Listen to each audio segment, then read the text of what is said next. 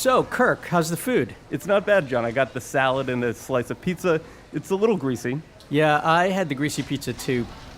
We're in the dining room at Marsh Hall. It's a really nice new dorm with a fitness room, video consoles, pool tables, flat screen TVs, and it's next to a bike path with great views of a salt marsh. That's all here on the campus at Salem State University. Salem, Massachusetts, famous for all those witches. That's right, but I've got something even scarier for you, Kirk. We talk a lot about student loan debt, but universities also borrow an enormous amount of money to build places like where we're sitting right now. This relatively small public university has been on a building boom with more to come. It's built 3 dorms, a parking garage, and a brand new fitness center. And while it was doing all that, its enrollment was declining. That's the kind of higher education debt you don't hear about as much. But students end up paying for this too. Salem State pays $16 million a year just in interest on what it borrowed to build all this stuff. Wow, that's crazy, on top of how expensive college is already. So all that institutional debt ends up putting more of a burden on students and families who have to pay for it.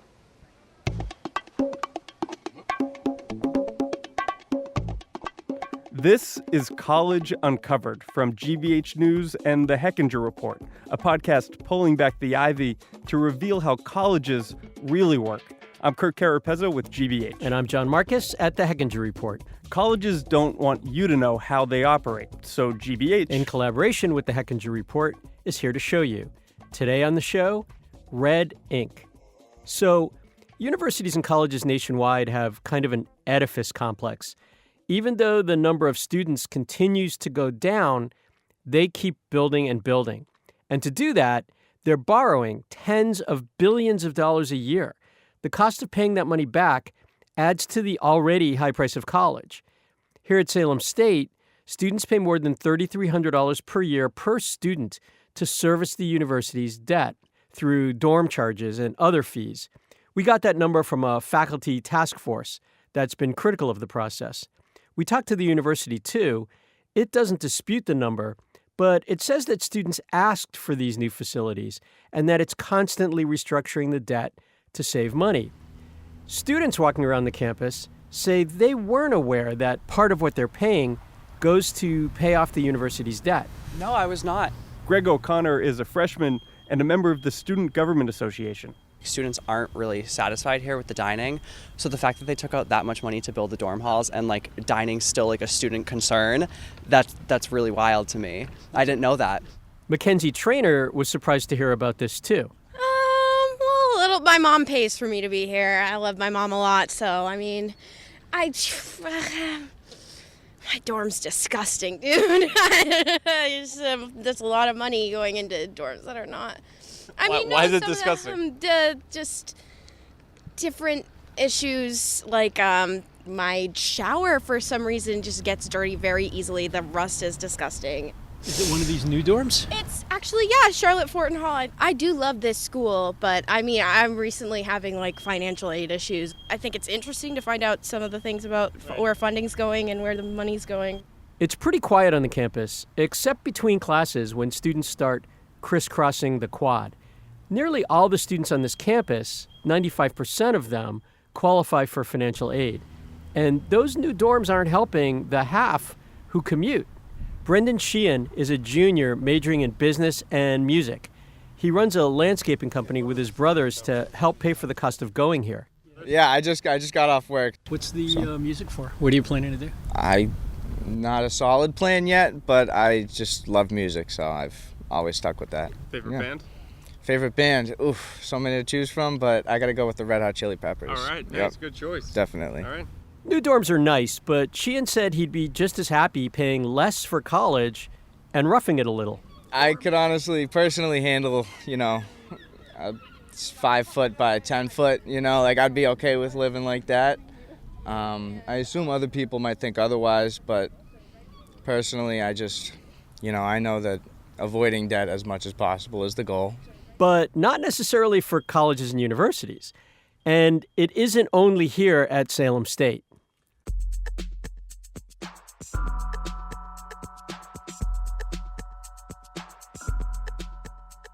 Okay, so colleges and universities are borrowing vast sums to put up new dorms and student centers and other buildings, even as their enrollments decline. The actual amount borrowed is estimated to be more than $32 billion a year in public bond debt. Most of it has gone to build new buildings that universities hope will attract students. And we're not talking about buildings paid for by wealthy alums or giving campaigns. 40% of new construction on campuses is financed with debt. Most of the borrowing is for buildings, and the majority of those buildings are dorms. Universities have come to believe universally that dorms are having the newest, fanciest, wave pool, cool kitchens, cool whatever, are the answer in the competitive market to attract students to come to the university. Howard Buncis is a professor in the business school at Eastern Michigan University who studies colleges and debt. Servicing this debt now costs about 10 cents out of every dollar in university operating budgets. It's also a major reason why a lot of small colleges are closing.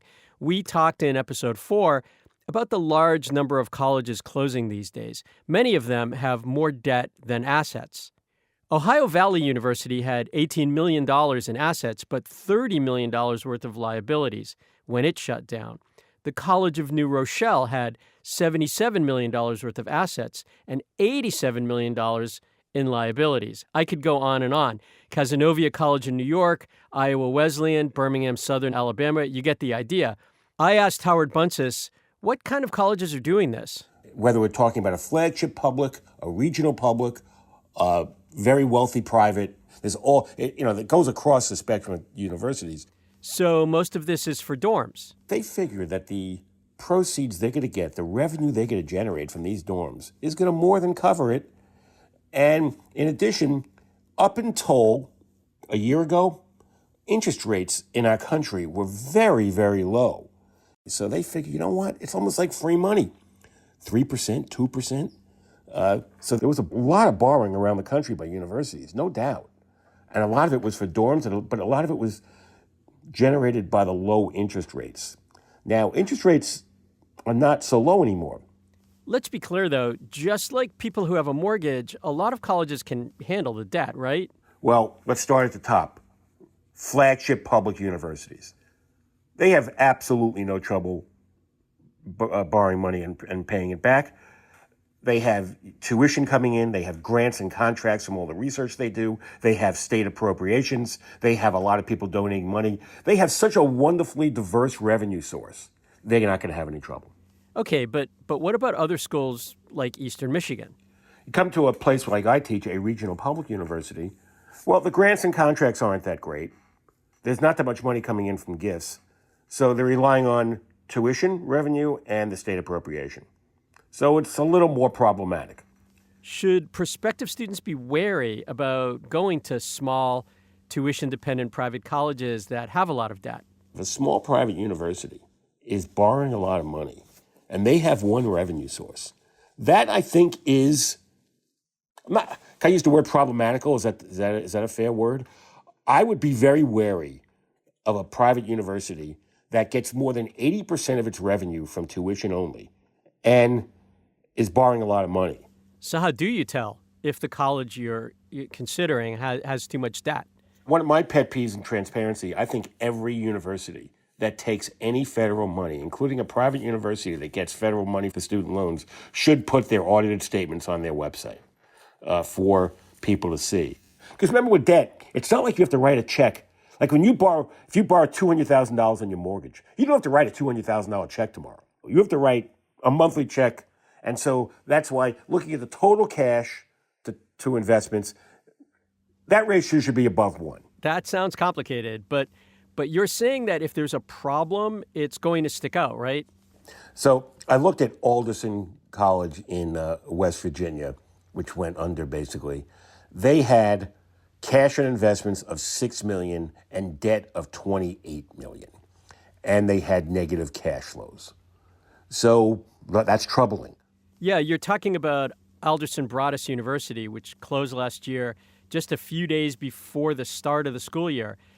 It couldn't even pay its utility bills. The debt issue that we're talking about is really about small privates that put all their eggs in one basket, borrowed too much money to build dorms. The people didn't come. The enrollment didn't increase. The cash flows were not generated. But the principal has to be paid. The interest has to be paid. Back at Salem State, it was concerned faculty who took the initiative and investigated all the debt the university took on to build its new dorms, gym, and that dining hall with the greasy pizza. Joanna Gonzalez is a professor of psychology, and she says it was a risky strategy from the very start. That gamble wasn't good because more and more our campuses, our students can't afford that. It was the gamble that having those beautiful campus facilities make our campus appealing to somebody from New Hampshire, Rhode Island, California. That really actually never came to pass. And yet now everybody's paying for it. Yeah, everybody's paying for it.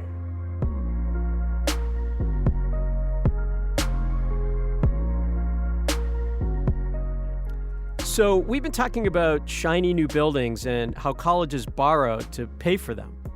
But that new state-of-the-art computer science building also comes at the cost of other projects and priorities. Even as they take on more debt to put up new buildings, some colleges are neglecting their existing infrastructure. Universities now have, listen to this, Kirk, $112 billion worth of deferred maintenance and repairs. That's a lot of money. And I'm still thinking about the gross dorm rooms and the antiquated bathrooms or heating systems on college campuses, the things, you don't see on a college brochure. Yeah, so analysts say it's a maintenance backlog that's now become impossible to catch up with. It means that the condition of some buildings is getting really bad. Generally, what happens is as buildings age, we should go in and replace certain aspects, plumbing, roof, heating, electrical, mechanical, all of those systems need to be maintained and replaced over time. And if we don't have the funding to do that, that becomes an item of deferred maintenance. And as those things go on without replacement, they become more critical at risk for failure. That's the person with the very tough job of overseeing this issue on one of America's biggest campuses. I am Alice Roberts Davis. I am Vice President for University Services at the University of Minnesota. We have about 1,000 buildings, and more than half of our buildings are more than 50 years old. We have a number of buildings that are more than 100 years old. And so as you think about your own home and what types of things need to be repaired in your own home, if you had a home that was 50, 60, or 70 years old, you would definitely need to replace the roof. You'd need to replace the windows and probably work with the foundation, or plumbing. Some sort of structural work would probably be necessary, and our university buildings are no different. All of those things need to be done on a regular cadence. But often they haven't been. This can affect the average college experience. These are not the buildings that get showcased during a college tour or when the college is trying to make a good first impression and get you, the student, to enroll. They want it to look stately. They want it to look old. They want it to look like those universities back east that have those long-tenured buildings and look like great thinkers have paced those corridors. And we want them to have that original character, but that costs money for us to maintain them in a way that makes them continue to be functional. But Davis says there's more to this than pretty buildings. Students who have had a great K-12 experience with wonderful facilities come to our university and see something that feels like a step backward as far as facilities go. They may be looking at a lab that is the same lab that their mom and dad used versus something that's really state-of-the-art in their high school. When that happens, they tend to look at surrounding states, other universities, other options that they may have. And what we find is when they go to those other schools in other states, they tend to form professional and personal relationships that cause them to stay. That's a long-term workforce issue for our state. The condition of the campus really has a far-reaching impact. What are some other ways that it matters? I mean, schools send a message not only to students, but to faculty with the quality of their infrastructure. It's so important that we attract the best faculty so that we can get the best students here. And when faculty assess the facilities, and see that they may or may not be able to get the grant funding that they need because of the facilities that they're being offered, they make really difficult decisions that may or may not include our university. Okay, so what should you, the consumer, look for when you visit a college campus? Here are some ideas. I think that parents should look at what the child's major is. They should be thinking about what type of facility they need, what equipment is there that will help prepare them for their workforce of the future, or do they have the faculty there that can prepare them for the workforce that they plan to enter? So to recap, wander around a campus when the official tour is over and look for yourself, especially at the buildings where you're likely to take labs or classes. Next, check out the college's ratio of assets to liabilities. That's a way to understand whether a college might have too much debt. That sounds like as much fun as doing your taxes, John. Well, none of this is fun, right? But there are tools that make it easy, and you'll find them linked from the landing page for this episode. They'll take you to universities' publicly required financial documents, which summarize these numbers pretty well.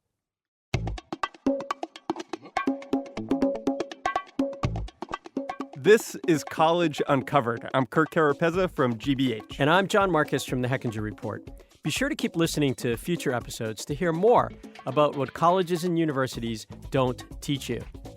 This episode was produced and written by Kirk Carapezza and John Marcus, and it was edited by Jeff Keating. Meg Woolhouse is our supervising editor, and Ellen London is executive producer.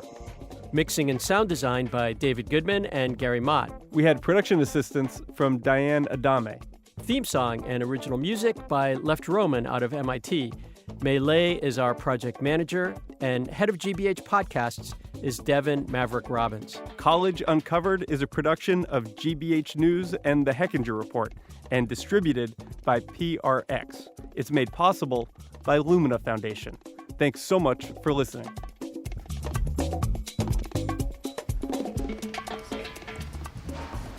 Okay, now we're at the Sunday bar. What are you going with? Well, cookies and cream. What else would you go with? Cookie dough. Looks good. Or mint chocolate chip. GBH.